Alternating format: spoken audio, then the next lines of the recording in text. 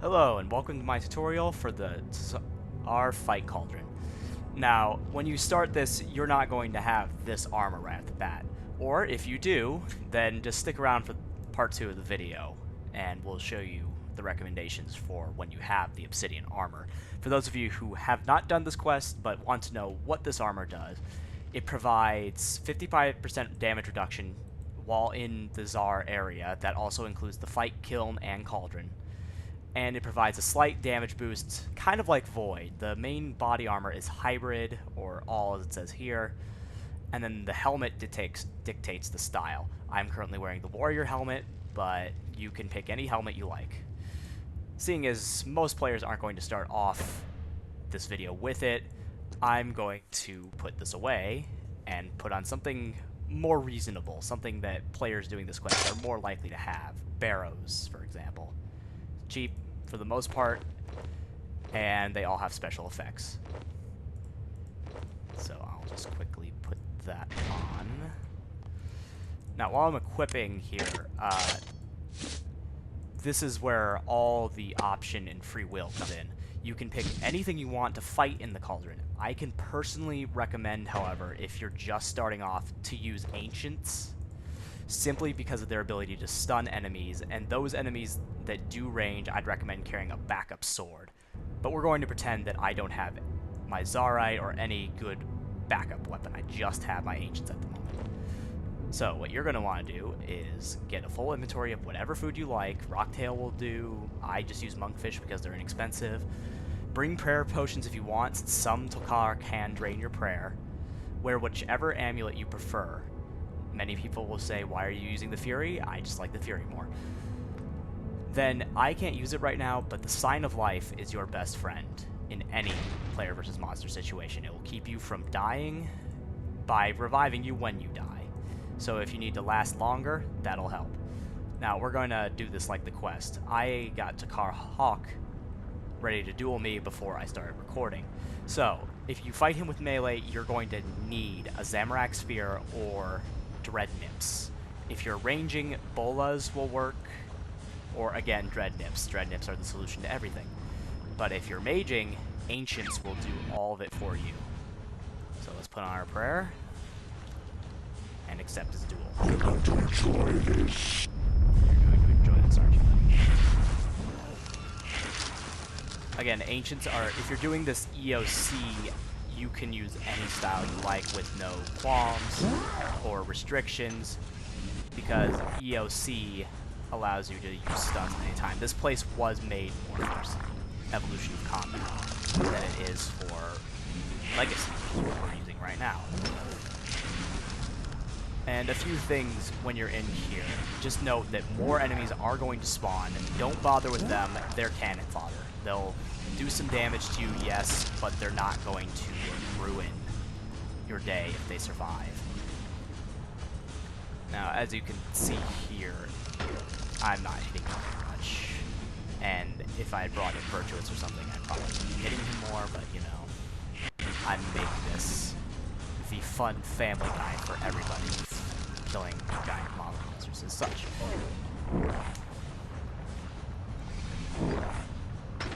Now, tokhaar-hok can drain your prayer, and actually, if I were to turn my game chat on, I'm not, because it takes up half the screen. It would show tokhaar-hok drains your prayer points.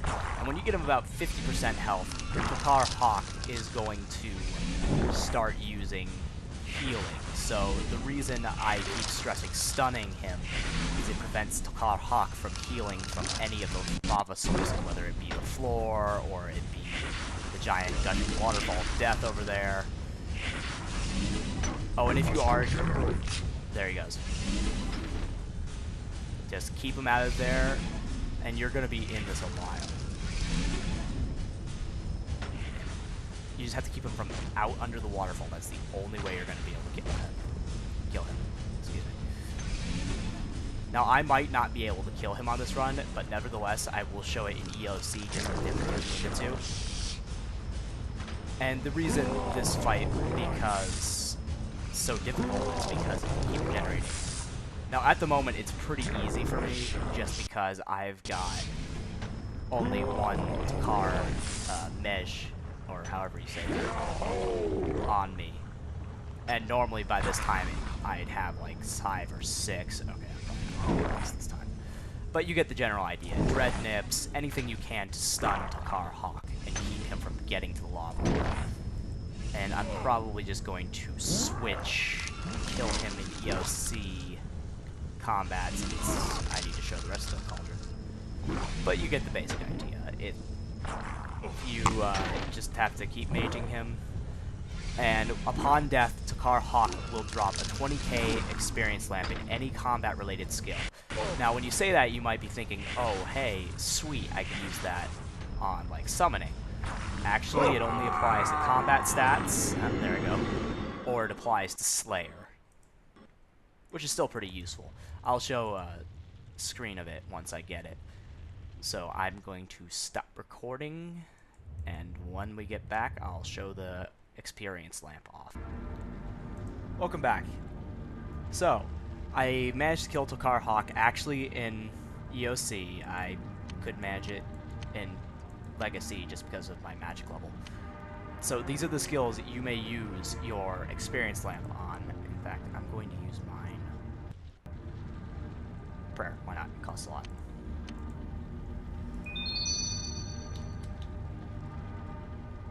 Now,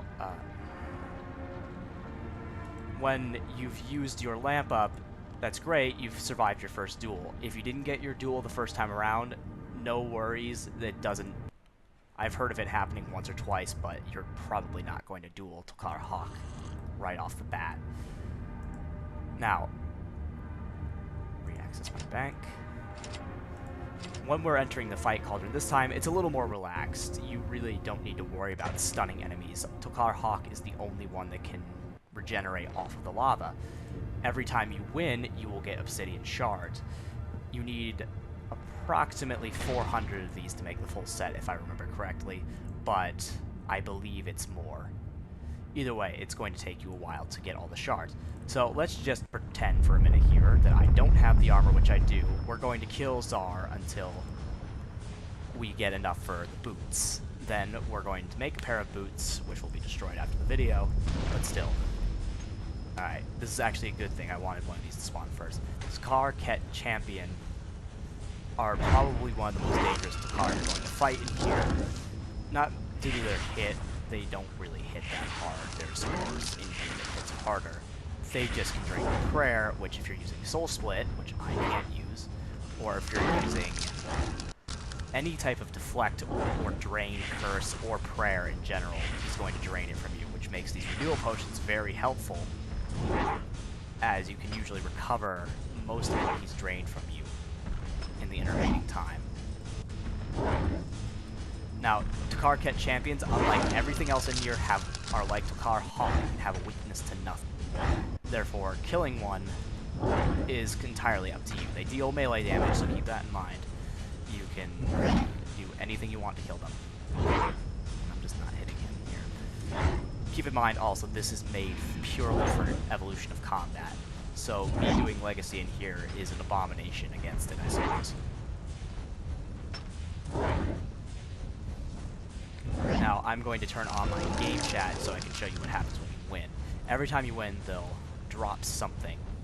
Usually, not every time, but most of the tougher ones will drop something, ranging from gems to runite, and if you're really lucky, you'll get onyx here. Either bolt tips or the actual onyx. Tokhaar-hok, these are the easiest enemy in the fight cauldron. They deal purely melee damage.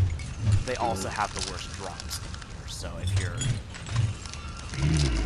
looking to profit on this, Tzhaar really aren't worth the time. They still give a lot of experience, as does everything in here, but it's not on the same level as Tokhaar-hok's 20k drop. Pretty helpful if you're crafting. And then they will drop gold ore, so if you're looking to train smithing and crafting, these guys aren't too bad. Tokhaar-zil. Not much to say about these. If you fought them in the kiln, you fought them here. If you fought them in the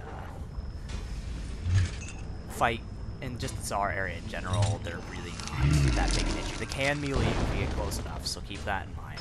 but they're not a huge threat in their own way. Now this is actually something you'll get every now and again, is you'll get all 3 members of the combat triangle after you at once. And really, the best way to deal with this is just have whatever you need ready. Be prepared, it can happen at any time.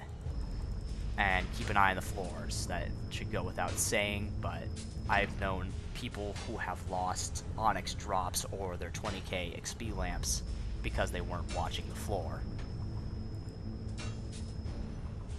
Disclaimer right now that a lot of these kills are going to be somewhat slow.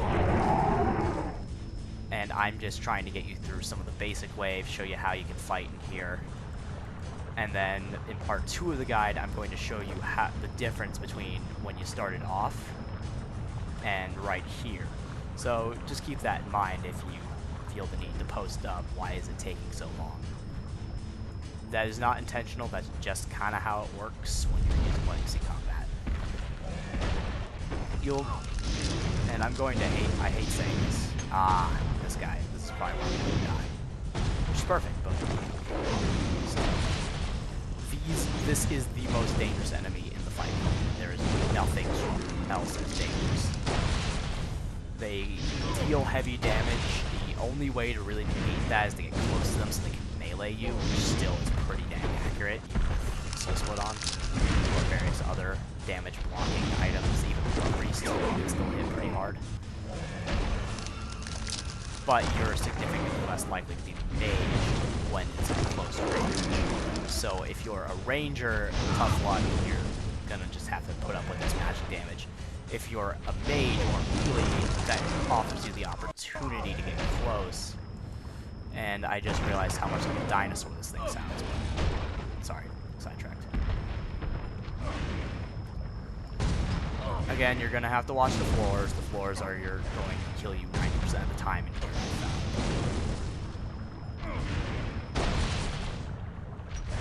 And then these guys, these and the healing, the holy lizard called back in the day, about 2 months ago. These are the 2 strongest non-tokhaar-hok you will fight. And as such, they also have the best drops. It's unlikely for things to drop onyx in here. It's just a possible reward. But if you wanted something to drop an onyx for you, this is it. Perfect. Where are my drops? Rune ore. This is the most common thing they drop. Now, if you leave at any time, the amount of shards, it says, as pointed out by my cruiser, is the amount of shards you're going to get. However, there is a catch. If you die, you lose half of any shards earned currently in the fight cauldron, so I'm going to die after this one. And 90% of the time you're going to get either like some solitary member of the combat triangle, no mage and range working together to take you down, or you'll get a single enemy like we've gotten the last 2 times.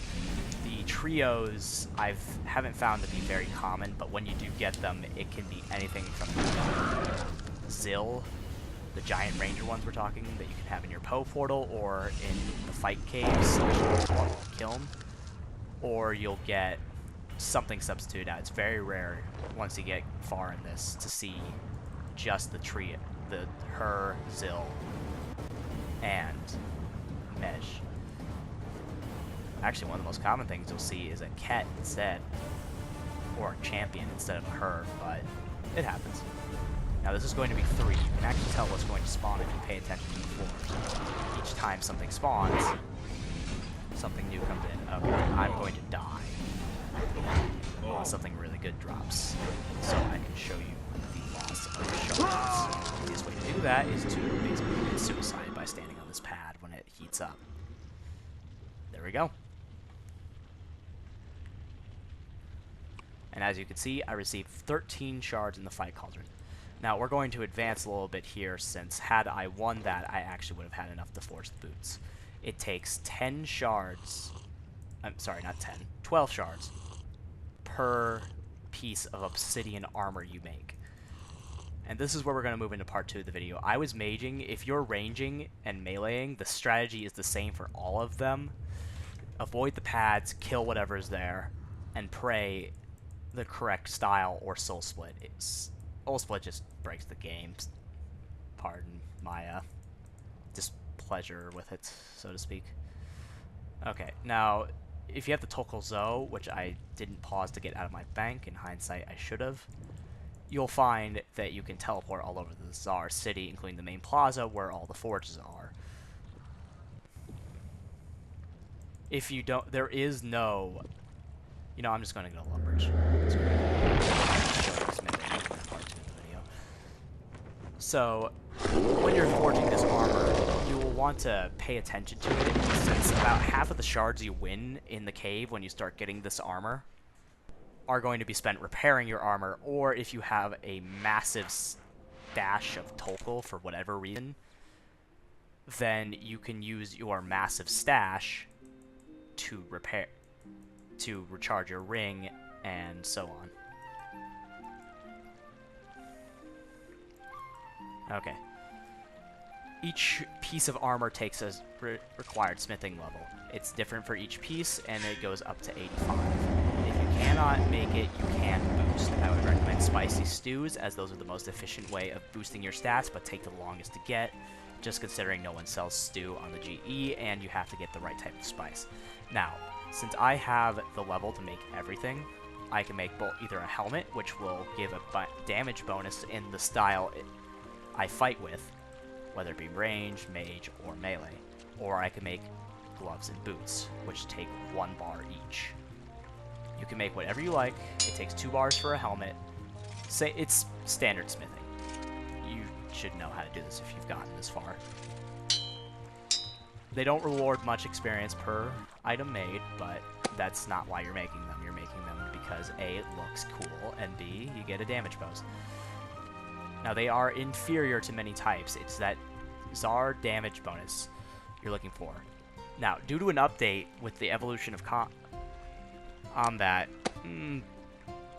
about midway through it, I'd say, this armor no longer degrades on the surface, and you take the same amount of damage as if it were dragon, I'd say. This is exactly what you look. You can check your armor at any times. To repair your Obsidian Armor, you must be wearing it, or you use a shard on it. If you wish to repair everything at once, just click on your Obsidian shards. The first option is Repair With, and it will repair it for you. Everything you're wearing, that is. You'll have to equip multiple pieces if you have all 3 helmets and hybrid in there, like many people do. Alright, thank you for watching part 1. And I will...